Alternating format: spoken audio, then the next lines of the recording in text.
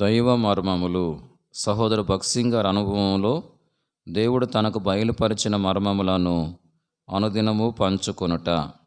ఫిబ్రవరి 7. ఈరోజు వాక్య భాగము, తన స్వరక్తముతో ఒక్కసారి పరిశుద్ధ స్థలములో ప్రవేశించి క్రీస్తు నిత్యమైన విమోచన సంపాదించెను. హెబ్రీ 9వ అధ్యాయము 12వ వచనం.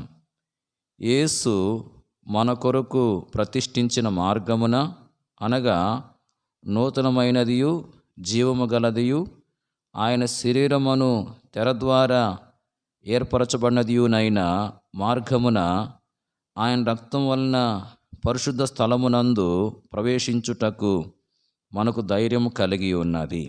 హెబ్రీ 10వ అధ్యాయము 19వ వచనము 20వ వచనం.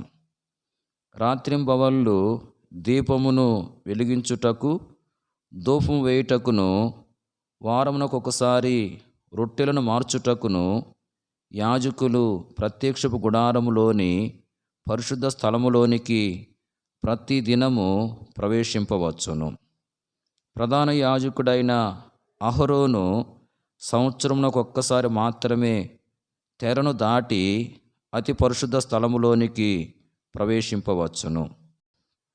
యెరూషలేములో ఈ తెరను పోలిన గర్భాలయపు తెర యేసుక్రీస్తు ప్రభువు సిలువలో మరణించిన దినమున నడిమికి చినిగెను.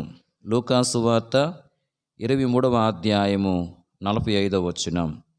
ఈ విధముగా మన పాపముల నిమిత్తమై యేసుక్రీస్తు ప్రభువు తన స్వరక్తముతో అతి పరిశుద్ధ స్థలమైన దేవుని సన్నిధిని ప్రవేశించెను. హెబ్రీ 9వ అధ్యాయము 24వ వచనం. Praise the lord.